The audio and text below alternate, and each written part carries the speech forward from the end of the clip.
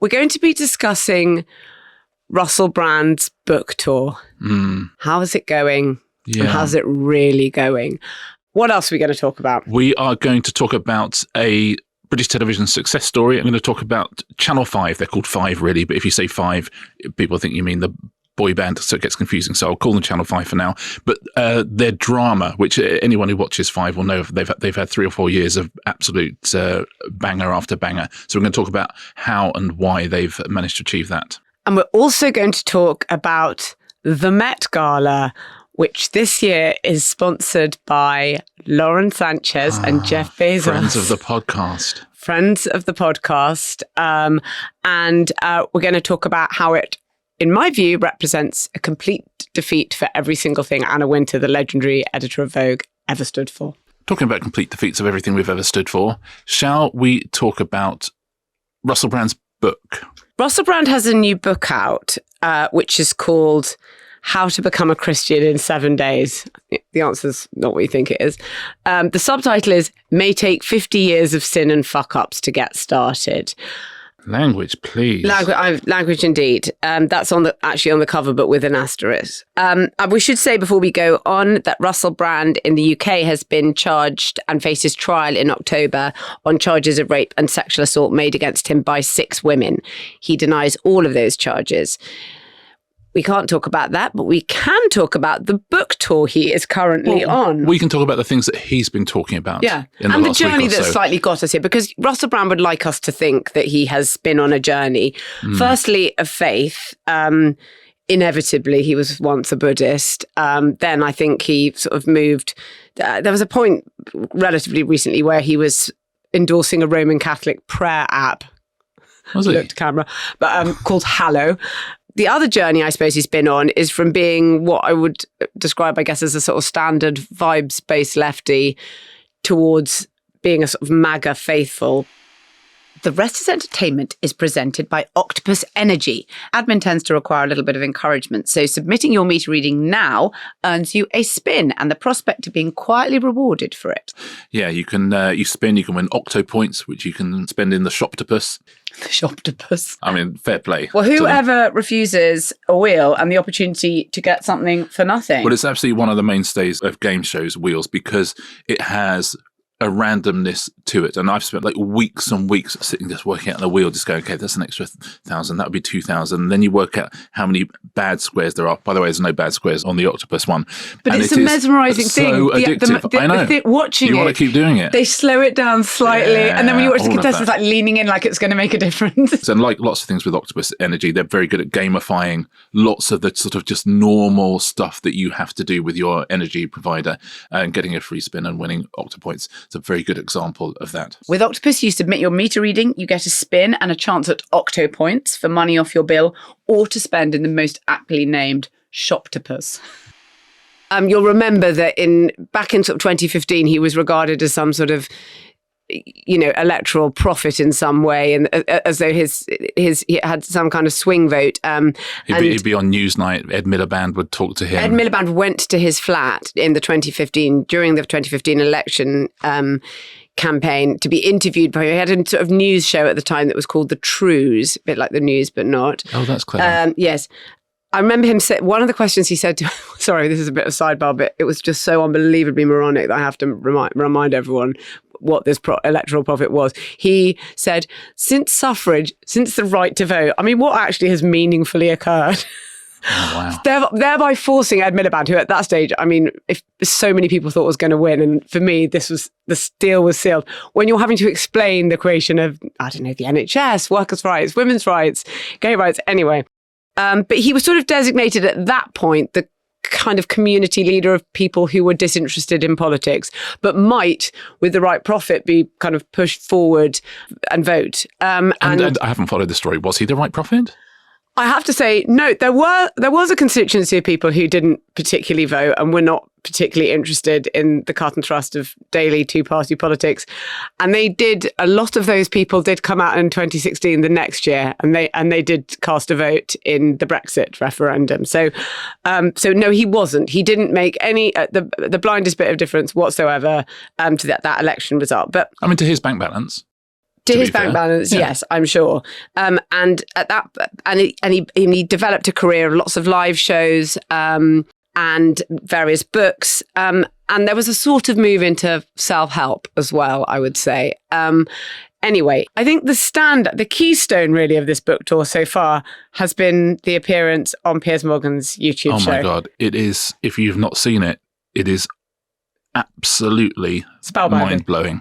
It's spellbinding. Please spellbinding describe. And mind-blowing. That's two things you can have on the front cover of the book. Yeah. Piers Morgan is talking to Russel Brand about taking a Bible into the courtroom and talking about various... when he was charged. When he was charged, yeah, and on his first appearance, and talking about various Bible verses that helped him through that terrible ordeal. And Russel Brand says, oh yes, and there's a wonderful verse from Isaiah that was very helpful to me. So Piers Morgan goes, oh, well, by all means, read it out. There is then, I think it's almost 2.5 minutes of Russel Brand looking through his Bible, the very Bible that he took into court, trying to find this and he keeps verse saying, from Isaiah. Oh, it's not that one. No, it's not. No. Oh, that's a good one. In the gallery there'll be. Oh, I bet they're enjoying this. And Piers Morgan, Piers should have learned from this a very long time ago. Just kept completely quiet for the entire 2 minutes. And it seems like personal growth is possible. It was the best bit of TV Piers has ever done. But it was a very smart bit of presenting. So he was just sort of looking at the camera as Russel Brand is he's leafing through this. Can I just say it's already meme of the year? Just call off the search. There's nothing.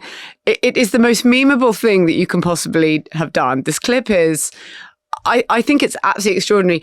What's interesting to me, I mean, there's so many things about it that are interesting to me, but as, I don't want to say an actor because, I mean, I've seen the films, but as a person who is a comedian, what the hell happened to his sense of, obviously one of the biggest things comedians know about is timing and whatever, and to not be aware of what is happening and not to just simply say, I can't find it now. Anyway, the point is, what's happened? And to have something else on the top of your head that you say, easy.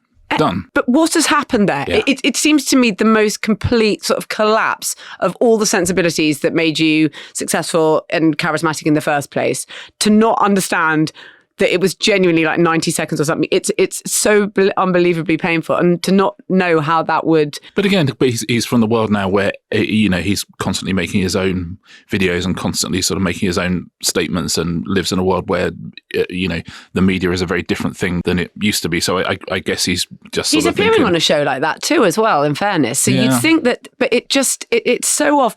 Well, the whole thing about being a comedian and being an intellectual and stuff, we will talk about this properly when we can,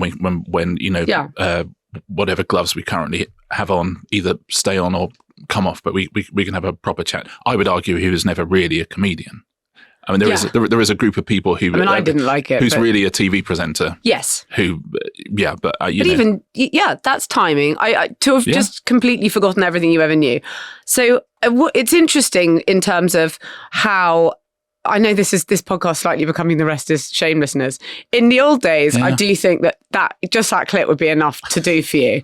But the point about all of this now is that if you decline, I mean, John Ronson, who wrote that book, So You Think You've Been Publicly Shamed, which is such a good book and caught such a mood at the absolute, maybe not the absolute apex of people cancelling people, but definitely in the kind of, in the heyday of it all. I'd love him to go back now and talk about what the lack of shame is doing to the culture, because the sort of elimination in it of people who've just decided not to care, not to be shamed. Russel Brand will simply decide not to be shamed by the absolute preposterous hilarity of that clip, and has already been posting lots more, and will just carry on, and it will sort of be fine. So his new book is published by Skyhorse, but by a particular imprint of Skyhorse. Yes, Tucker Carlson Press. Tucker Carlson, who he was one of the very first trumpeters of MAGA. He's now gone slightly anti-MAGA, but not in a fun direction. No. And he has set up his own press to publish. He used to be a Fox News anchor, and he no longer is. He's his own one-man band now. Yeah, and is he going to run for president? All of this, he has Tucker Carlson Press, which he says is to publish books that nobody else will publish. And listen, that feels like there's a lot of those around. But really, he means controversial books by people awaiting trial. Yeah, that genre. Yeah. Skyhorse have done quite a few of those as well. Skyhorse are amazing. Skyhorse really. By the way, that's a sort of parent publishing, and Simon & Schuster, I think, distribute their stuff. So they're not one of those people that you have to do direct to consumer marketing. They do actually have a bit more of a presence and a bit more of a chance to get things out there. They did the Biden crime family, which is the blueprint for their prosecution. That was written by Rudy Giuliani. He wrote that book. They wrote the Pfizer Papers, Pfizer's Crimes Against Humanity. Both of those books, by the way, had forewords by the same person. Do you know who that might be? It's not Giles Brandreth. Steve Bannon. Steve Bannon. I was going to say Steve Bannon has done they've published one of his books. Oh, yeah. And do you know who the foreword of RFK's book was written by? Who? Steve Bannon. There's like 10 books that Steve Bannon has done the foreword for. Stephen K. Bannon. Is there an official forwarder job? Just I do forwards. Oh, I guess so. Yeah. I know. I don't know if it's the same. It's the same forward. But to be fair to Skyhorse as well, it's not all that. They also do the unofficial joke book for fans of Harry Potter. There's 4 of those. Wow. Can I give you the subtitle to that? There's written a talk about sitting around a table with lawyers. The unofficial joke book for fans of Harry Potter. On the cover, it says, this book is not authorised or sponsored by Bloomsbury Publishing, Scholastic Limited, Warner Brothers, J.K. Rowling, or any other person or entity owning or controlling rights in the Harry Potter name, trademark, or copyrights. All on the front cover. Now you've only got to do another 36,960 words. They also do the large print Bible word search, which actually, that sounds like quite a good book. They did Woody Allen's memoir, Melania's memoir, RFK's attack on Anthony Fauci, remember their chief medical officer. They've done, so it's a vibe. They've done so many books on the JFK assassination, including one which I love, written by Jesse Ventura. Do you remember Jesse Ventura, the former wrestler, who actually became, I think, was he governor of Minnesota? I think he might have become governor of Minnesota. He certainly ran as governor of Minnesota. They did an amazing book called I Went to Prison So You Won't Have To by Peter Navarro, the lawyer. There's so many jokes I want to make right now, but I can't. Peter Navarro, the lawyer, by the way, wrote a previous book where he kept citing a legal expert called Ron Vara, and experts couldn't find any records of a Ron Vara, and then they realized that Ron Vara was an anagram of Peter Navarro's surname, and so he did. Yeah. Wow. Anyway, he went to prison, so we don't have to. I don't know if Russel Brand read it. Did he go to prison for writing a bad book, or was it something? No, I think he went to prison for some legal shenanigans. I wouldn't want to go into the detail. We're treading on such thin ice throughout this piece anyway. Okay. I don't want to not be sued by Russell Brand, but then we are sued by Peter Navarro. Yeah, you're right. I mean, it's always the bit you're not expecting, I have to say, in my experience of legal actions. Anyway, make sure you look left and right. Russell Brand's book. Yes. It's described by Tucker Carlson Publishing as a testimony and guide to a timeless yet zeitgeist-capturing, grounded yet psychedelic encounter with Christ. Go through that again. Well, I can't because there's so much more of this synopsis and I think you're going to love it. Oh, amazing. As much as the world is in cultural and political collapse, unless you've been living in a billionaire bunker on Epstein Island, you know we are in extraordinary revival. With his customary, almost shocking frankness, Brand describes his apostasy from demonic Hollywood. By the way, I think Hollywood may be cut ties with him, but... his apostasy from demonic Hollywood. And radical conversion to Christianity against a backdrop of false allegations, his son's heart surgery, and truly jaw-dropping spiritual warfare. If you are beginning to awaken to the profound changes that are sweeping our planet and want an eyewitness account from the front line, described in gentle yet visceral prose, not possible, read this book now.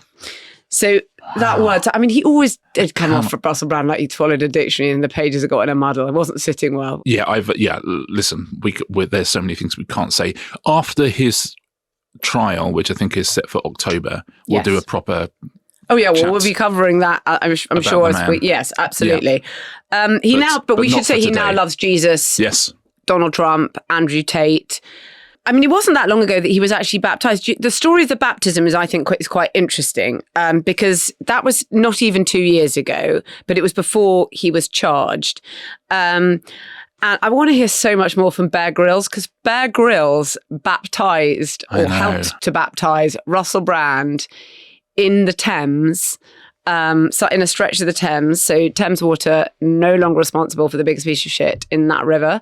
And he was assisted by... And by the way, perhaps that's where this book has come from. Perhaps he came out of that river. Just suddenly he's got something in his system. Impaginated form. Yeah. And he posted a picture of the baptism, Russel Brand, saying, "It's me, Bear Grylls, the River Thames, and of course, the Holy Spirit." But there were actually three guys in the pictures. There was one's obviously Bear Grylls hugging each other, waist high in the waters of the Thames. I mean, don't try it at home. But and there was one, but the other guy had a big sort of one of those Japanese Hanya mask tattoos right all over his back. Now, so I don't think that was the Holy Spirit. As far as I understand it, I don't think it was. I mean, have you seen the Holy Spirit? No, I haven't. Big You're news right. if you have. If I believe Russell Brand's caption, maybe that was the Holy Spirit. I just didn't imagine him to have a back tattoo. Have you been given a reason to disbelieve anything Russell Brand says?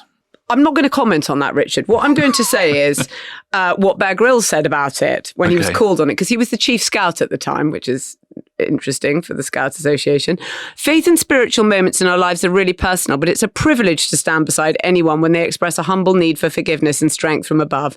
Friendships when we go through tough times are worth so much." It's true. I want to hear so much more from Bear Grylls about how things have developed. Perhaps we'll see him in the public gallery come October. Anyhow. He sort of did his own rewrite of the Bible, didn't he, before Christmas, Bear Grylls, which people rather Amazing. liked. So Vance, what a Vance move. But it must be... I don't think the Pope should talk about math. Be very careful when he's talking about theology. And rewriting the Bible. It must be very, very hard to be a Christian at the moment, to be an actual Christian at the moment, to be guided through your life by your faith. Yeah. Because, of course, what you want is as many people converting as possible. And of course, what you want is high-profile people converting. I don't know whether when they look around and see some of the people who talk about Christianity at the moment, whether they consider them to be true believers or whether they think they're using their faith. It must be a very conflicting time. There always used to be that Christian line, and I don't know whose it is, but it's such a good one. They used to say the American Christian right, who tend to be neither. I always thought that was such a good way of putting it. But anyway, Russel Brand has, to some extent, he's gone to live in America and he's sort of he's appeared at the conservative conferences. He's got a live stream thing that he does. Now, his appearance on Megyn Kelly, another Fox News host who's sort of carved out on her own and has got her own sort of podcast empire. On his Megyn Kelly appearance, he said that he had sex with a 16-year-old when he was 30 and he called it exploitative. He said he was an exploiter of women. His behaviour was awful but lawful. Again, that's about as much as we can say on that with a court case pending. But I suppose we should look at where his money comes from. He's got lots of future plans. If the court case goes his way in October, he says he's going to run for London mayor. But he has sold lots of books in the past. My Bookie Work was a big seller. Yeah. He had to pay Pam Macmillan back, didn't he, for 2 books, self-help books, as I understand it. Which he didn't deliver at all. Didn't even deliver a word, supposedly. I mean, it's amazing they went for it, because as I was telling you, I'd spoken to some people in publishing not that long ago who said that they had never requested a returned advance if the book hadn't been handed in. And I was like, I'm so sorry, what? So people have taken an advance, not written the book. They're years behind. And it's okay if it's like someone absolutely amazing, one of the sort of greats of the 20th century, and you just think, well, just maybe they'll turn it in and then I'll still have it. But I was amazed by how many had not been requested back. I thought that was a really fascinating thing. Well, because no one wants to have the conversation. Wow. Okay. Well, Pam Macmillan were willing to have it. In fact, they wanted to have the conversation, I think, by the High Court, because they legally have sued for the return of, I think he got half of the advance. He got half of the overall payment, and then he would have got the rest on delivery. So I suppose the economics of his world are he appears at conservative conferences, which is lucrative. Really lucrative. Yeah, very, very lucrative. It's like being being on the after dinner circuit after you've been a prime minister or something like that. You get a lot of money for those sorts of things. It's like being a former professional golfer. Yeah. But it's not quite prime minister. Your audience is very rich. He does a daily live stream on Rumble. Yeah, I know. Wow. And obviously lots of that ends up on YouTube. And he did have ad revenue from YouTube, but they brought this in. If there are lots of allegations against you, and by the time he was charged, I think they restricted monetization. So you don't, including ad revenue, so you get less. I think paid subscriptions are probably his main source of income. And the situation here is that actually you'd be shocked how much people draw in from these things. That's why he's gone to America, because it's just a bigger pool. I mean, the money is crazy. And people will pay a lot of money to own the libs. This whole thing, all starts with 4 letters, which is woke. And everyone's on one side or other of that mirror. Yeah. And if you're on the other side of that mirror, if you are anti-woke, then you will pay a huge amount of money to anybody who does anything if they'll come over onto your side. I think it's very expensive to be anti-woke as a consumer. Yeah, because people pay him $50 a year for the Witterings on Rumble, but it's estimated he's got something like 120,000 subscribers. That's $400,000 or $500,000 a month just for that. So, yeah, just for that. So I can't tell you that he is struggling desperately. And then much more shadowy, I think, even than that, are the endorsements and affiliate deals that you do around that sort of content. So, and live events, as I say, it's mainly turning up at these conferences, but it's very lucrative, and that's why he's gone there. Yeah. Another interesting development this week, as again, lots of things we can't talk about, but we can talk about things that are in the public realm. Catherine Ryan, who appeared on Roast Battle with Russel Brand, has said it got to the point on that show. She said, I only did the show really so, I felt I could say interesting things. She said it got to a point where she was told not to do any more jokes that Russell was the butt of, and that he had complained, and that she was said, no, I mean, it's a celebrity roast battle, but it got to the point where she was not allowed to do jokes about him. Can I sort of round up, I guess, by asking your opinion? We've talked about the economics of his world and how he gets his money. But this book tour is, I suppose, why we're even talking about this. Will this sell books? The Piers Morgan interview was, I think, 2 hours or something long, really, really long, like they all are. But all anyone experiences them as are clips that do or don't go viral. And obviously this one's gone incredibly viral. Will it sell books? Yeah, in America it will. Here it won't. But it's like saying, look, if Manchester City bring out a sippy cup for babies, which seems absurd, will that sell? And of course it will, because it's got Manchester City, stamped on it. So Manchester City fans will buy it. And fans of, not necessarily fans of Russel Brand, but fans of Jesus, fans of spending your money on false profits. Right. Wow, that's a huge fan base, Richard. That is an enormous fan base. That's bigger than the Swifties. That is bigger than Swifties. So yeah, I suspect he'll sell some copies of this book. I've seen quotes about it. I've seen a couple of reviews on it, some in the Christian press, which are very entertaining. I wanted to actually buy it because I wanted to read it, but it's not out till later in May here. Yeah, I mean, it's unreadable. Right. But of course it's unreadable. Talking about him as a pro stylist and a comedian, yeah, he was always annoying. dreadful.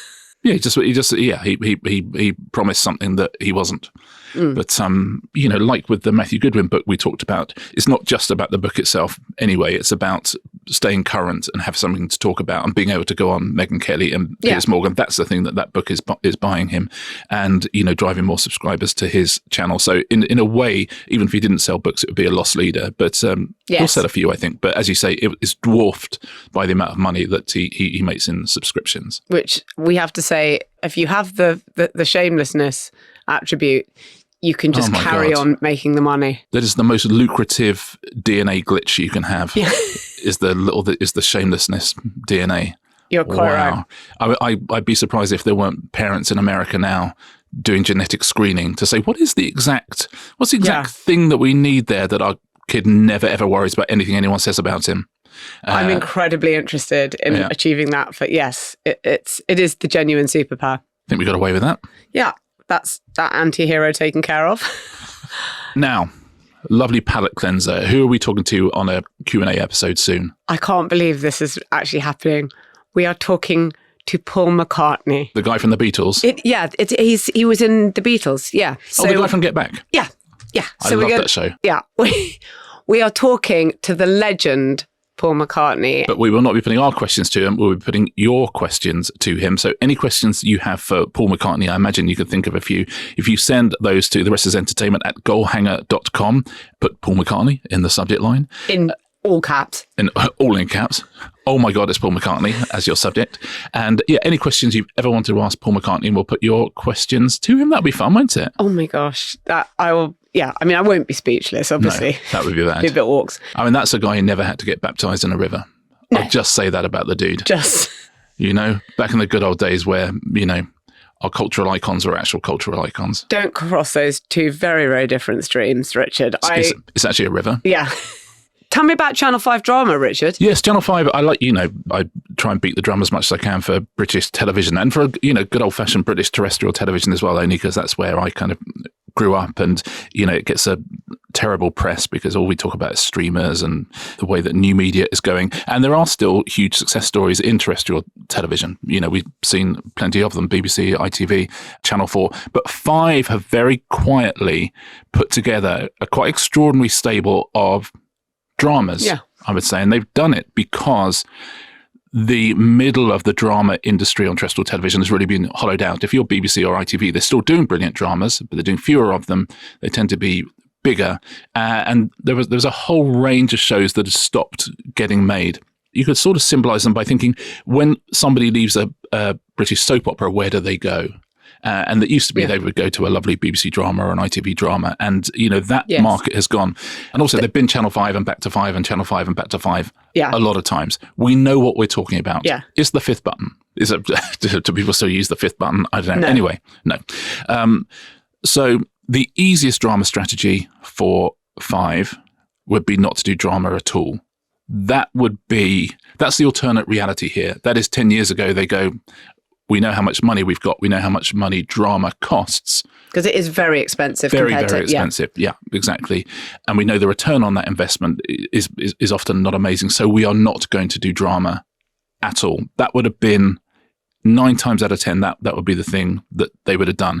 But I remember many years ago, Ben Frau, who we've talked about on this show before, who's very good at spotting the zeitgeist at Channel 4. He's their chief content officer. He was the chief content officer. He said, we're going to do drama. And now the whole thing is run by a guy called Seb Cardwell. And it's something we could have talked about for a long time. But when I was watching the Hugh Edwards drama, the Martin Clune thing, which is classic 5, which is, you know, a big zeitgeisty idea with a big British TV star in the middle of it.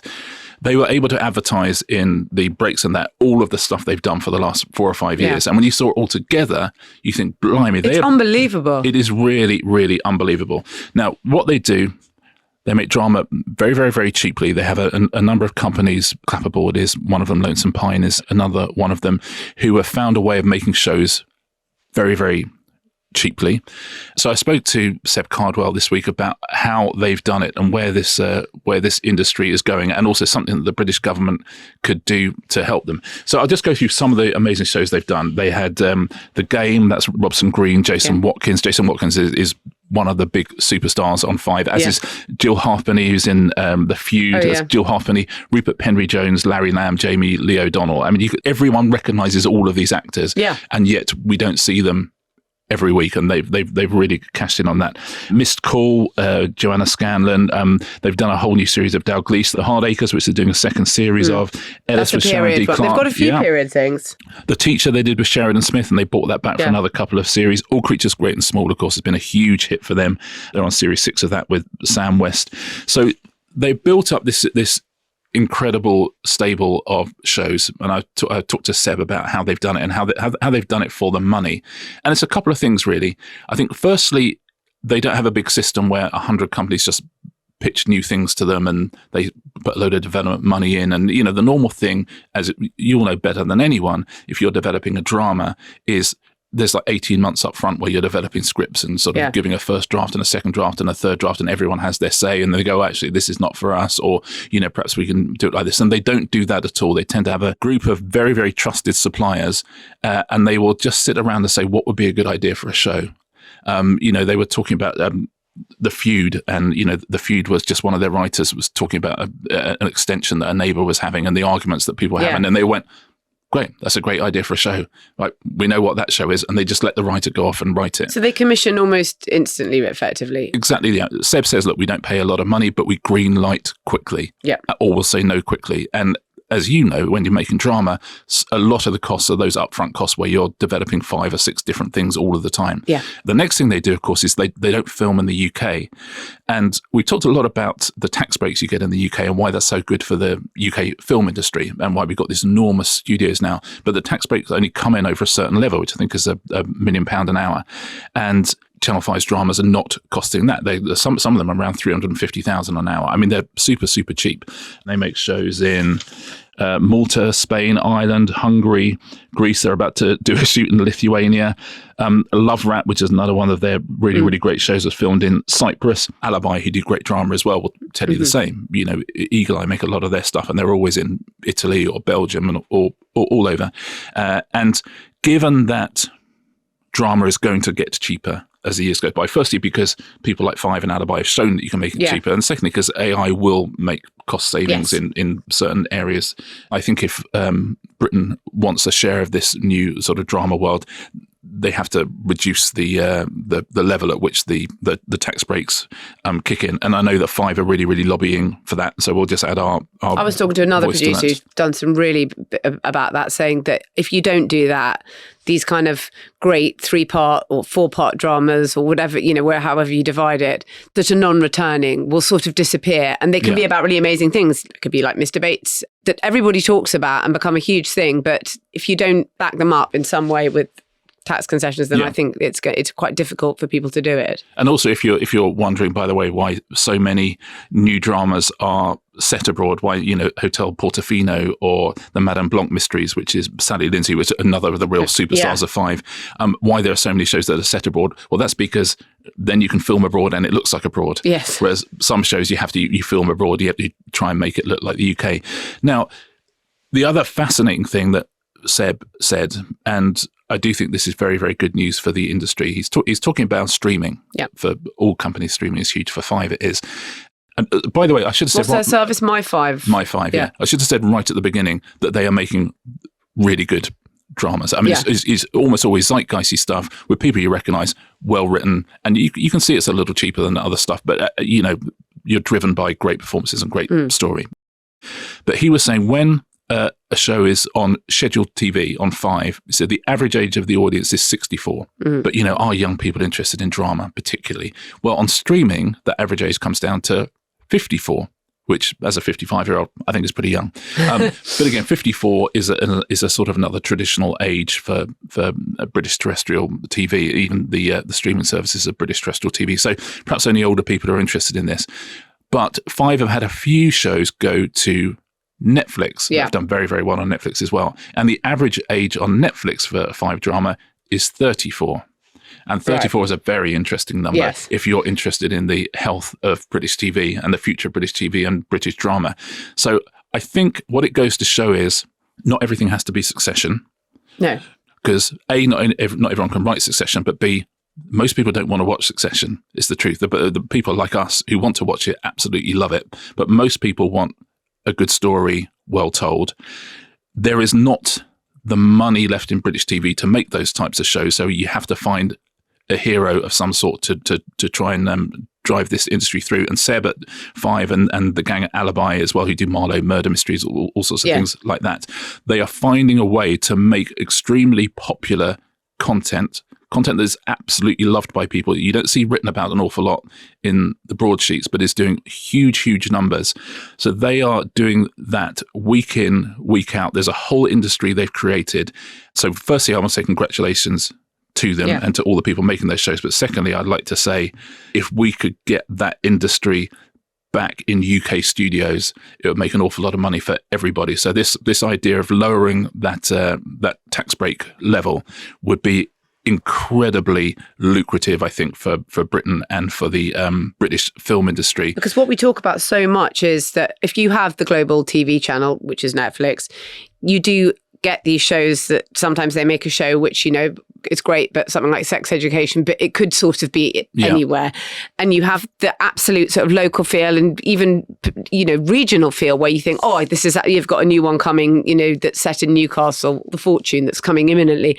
And you know where it is. And you won't have that sort of television if the government doesn't help in that way, I think. You won't have things that are like, oh, I know exactly where this is, or this is, I understand the regions of my country. Yeah. You won't have that at all, because what Netflix does is they can't do that. Yeah, exactly. It's it's Italy, or it's the UK, or it's much broader brush. Yeah. And as I say, listen, all the channels are doing good work in drama. You look at Dirty Water on Channel 4, all the channels doing good stuff, but they're doing less and less of it. And this is a way of just getting that conveyor belt of great drama, getting that continuing. I know 5 have got a few announcements they're making in the next couple of weeks with really, really interesting shows with really, really big names. And I'll also say this, they've revived Play for Today. Yeah. So, Play for Today was a UK thing in the 70s, 80s, and it was one-off plays written by people like Dennis Potter, and usually dealing with issues of the day. And everyone bemoans the fact that there's no Play for Today. Yeah. And they were one-offs, which made them very, very expensive. But Channel 5 have bought that back, and they have bought it back in a way that I think is very interesting, which is they have said, we're going to give this to companies who are going to employ people from lower income backgrounds. So, there's lots and lots of different schemes for getting underrepresented communities into television, but lower income backgrounds is one that has not been concentrated on quite so much. So class is the hardest thing that people always say who try and deal with these targets, say it's actually the hardest one to do. And, this is an area where there's not a lot of money for 5 in doing these series, but what they do is it's a showcase for new writers, new directors, for interesting actors, and for production companies. They did 5 of them last year. They're going to do some more of them. And the point of them is they might zero money out of them, but they might just find a writer who works with them for the next 20, 30 years, and a director who knows that they owe them and will do stuff for them for the next 20 or 30 years, and to allow a ramp into this industry for people who didn't previously have it. Let's get behind their attempts to lower that tax break as well, and then we can all do more of it. So I think a rare success story, and it comes about from people. So a big up to Alibi, and a big up to Seb Cardwell, who I think is doing extraordinary things. Have we, I hope, left enough time to talk about Lauren Sanchez and the Met Gala? I know Jeff Bezos as well, but Sanchez is really she's the headline. That's the tea here. Yeah. This time next week, it will be the day of the Met Gala on the Monday when we record this. And by the time the podcast lands, it will be the morning after. I know, I'll be so hungover. Yeah. Because I'm looking forward to it very much. Really, like all normal people, I will want to be in my pajamas saying, oh my God, that dress is a war crime. It's one of the most beautiful women in the world. I'm going to be, because I got invited this year. Oh, yeah. Fine. No, I didn't. No, I know. Do you know if what you don't think we would have been talking about that for that's true. 4 weeks in advance. It's the biggest event in the fashion calendar, and it's presided over, always was, by Anna Wintour, who was, of course, the famously fearsome editor-in-chief of American Vogue for so many years, and is now the chief content officer global of Condé Nast. Yeah, I remember when I got made chief content officer, which is when I didn't go in so much. Yeah, well, yes. I think she still has a stranglehold over all of it, I have to say. I don't think she's one for letting go. And as editor of American Vogue for so long, she was worshipped for her snobbery, really, I would say. And she famously inspired the character of Miranda Priestley in The Devil Wears Prada.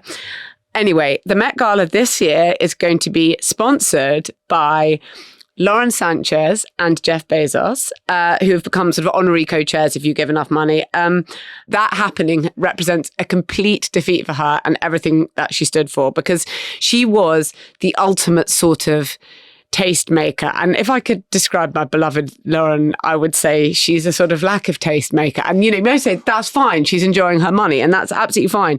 But Anna Wintour would have loathed everything she stood for almost her entire career, and now she has to sort of let her in.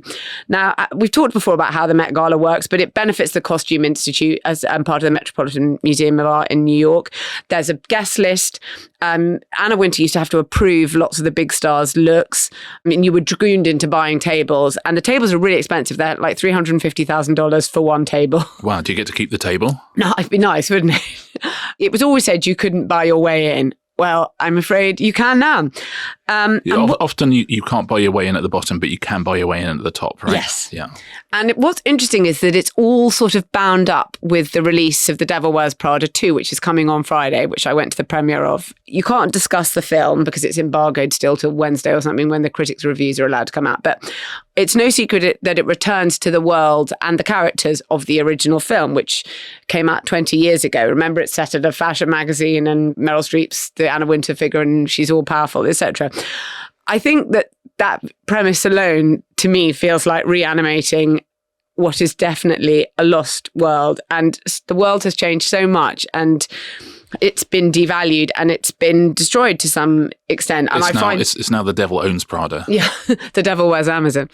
But really, it's weird. Anna Wintour, having been so sort of famously frosty, the brilliant nickname Nuclear Winter, she's now on the cover of Vogue with Meryl Streep. Everything she does now, to me, feels like the actions of a desperado. Oh my God, is she going to be baptised in the Thames by Bear Grylls? No. I don't think she's ever been near a Hanya mask tattoo, let me tell you that. Back tattoo is still not in vogue. But her revolution is over for sure.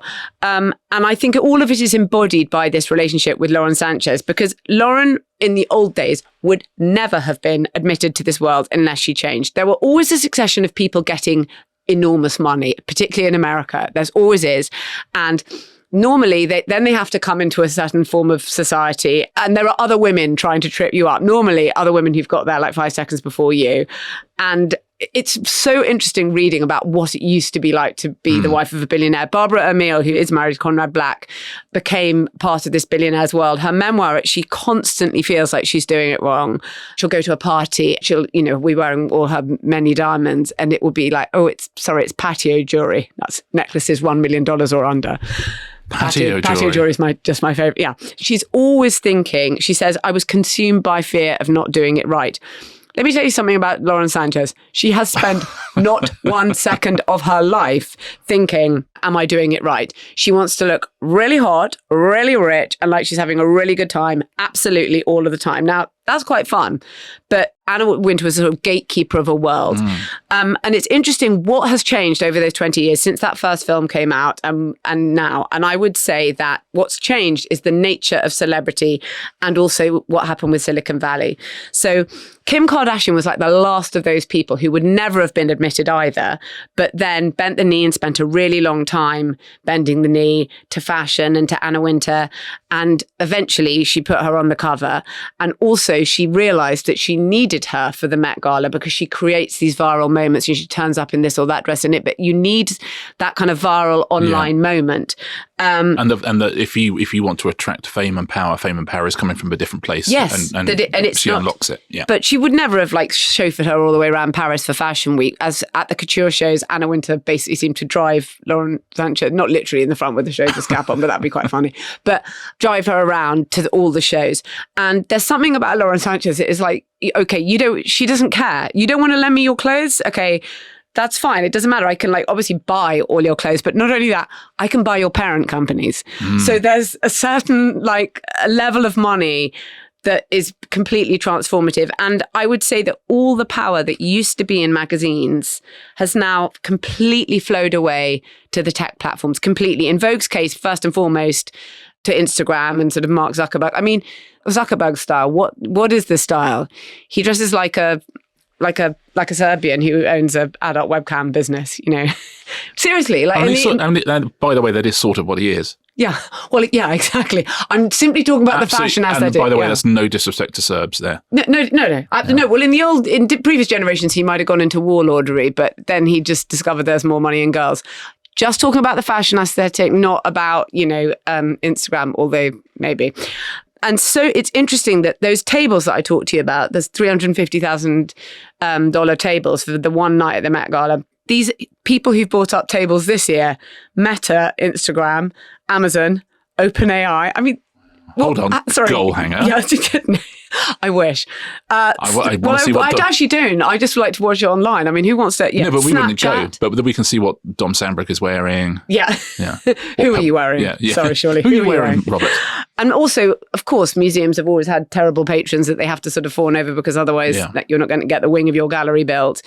But I do think that all of this is a sort of lost world. And it was interesting, funnily enough, again, I can't talk about the what was in the film because when I went to this premiere, but it was a massive premiere in Leicester Square in London, probably one of the biggest one that there's been there for a while. And I mean, you can look at my face, you can see I'm not in the looks business, okay? But I'd never felt so glad I wasn't.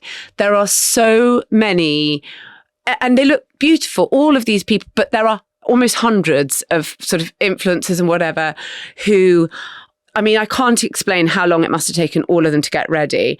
And they're just being sort of herded this way and that. It's the brutality of it. Like, really, and this is no, and I just thought, oh my God, I am so glad I'm like not in that business. It's so hard. You know, they all had sort of like resting worry face. They all look worried all the time. They didn't know which stairs to get, you know, because there's so many of them. And what you have to do is, you know, you get your quick moment in where you're photographed, and then that will go online. And it exists really as a sort of digital moment. And you've had to go through hours and hours and hours of preparations, and the sort of indignity of being herded this way and that I found it like a scene of just total pathos, and I was just so glad I wasn't in. And this is no disrespect to, I mean, they all look beautiful, like hundreds and hundreds of beautiful butterflies, but sort of in a net, in a bit of a horrid way. It's like seeing the young men going off to war in 1939. Yeah. Or even worse, 1914. I think it'd be over in 15 minutes. Yeah. And actually, like, guys, you're quite literally in the trenches here. But I found it a scene of pathos, I will say that. But yes, so I think in the end, it will be interesting to see how this event that exists really as a viral thing now, the Met Gala. But it's no longer, I don't think, about gatekeeping and style, which is sort of evidenced by the fact that it's effectively been bought by someone who I don't think anyone would think was our century's greatest arbiter of taste, dear old Lauren. You can buy these things now, and the tech companies, the kind of least stylish people in the world, really can buy them. Yeah. Well, you buy what you don't have, don't you? Yeah.